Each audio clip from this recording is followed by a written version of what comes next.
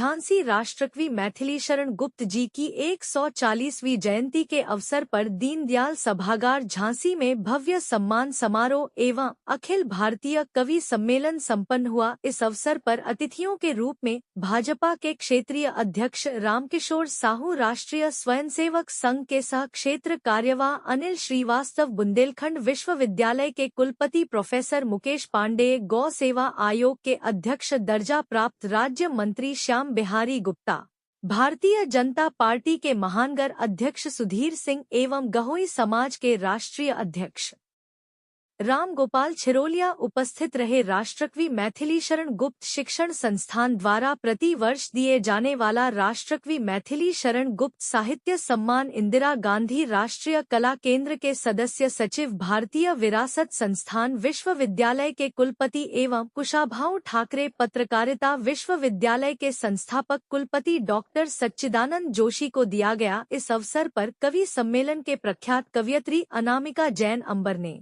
अपनी बहुयामी कविताएं सुनते हुए लोगों को तालियां बजाने पर मजबूर किया। वहीं छतरपुर से आए कवि अभिराम पाठक ने अपनी ओजस्वी रचनाओं से लोगों को भाव विभोर किया। कार्यक्रम के प्रारंभ में डॉक्टर वैभव गुप्ता ने अतिथियों का स्वागत और सम्मान किया। कार्यक्रम के अंत में अर्जुन सिंह चांद ने आभार व्यक्त किया। कार्यक्रम में राष्ट्रकवि मैथिली शरण गुप्त के प्राचार्य आशीष कुमार तिवारी, अंजनी पांडे, ओमेंद्र कुमार, जलज राय, कौशल राजपूत आदि उपस्थित रहे।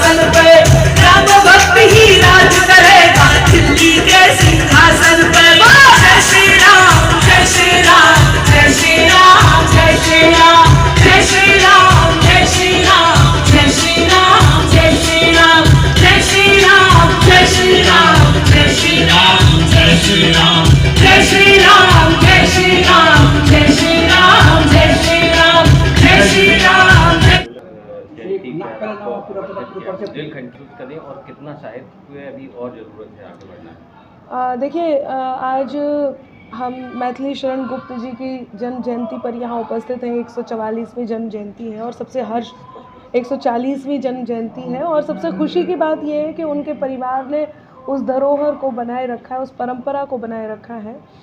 और मेरा ये सौभाग्य है कि आज मैं यहाँ पर उपस्थित हूँ। साहित्य में एक और हमने उसको पार किया है, एक और सीढ़ी चढ़ी है और यहाँ तक पहुँचे हैं।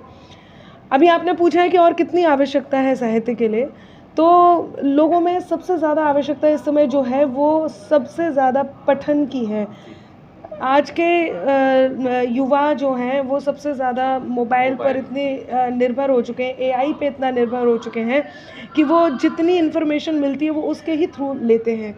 मैं उनसे ये अनुरोध करूँगी कि एक बार अपने इतिहास को पढ़ें, साहित्यकारों को पढ़ें, और उसको पढ़ने के लिए आपको लाइब्रेरी जाना बहुत ज़रूरी है, किताबों के साथ रहना बहुत ज़रूरी है। या फिर यदि आप गूगल पे भी, यदि आप मोबाइल का सहारा लेते भी हैं, नेट का सहारा लेते भी हैं, तो उस पर भी किताबें सर्च करें, लेकिन पढ़ाई ज़रूर करें, तब जाके आप अपने साहित्य के वंशज हो सकेंगे।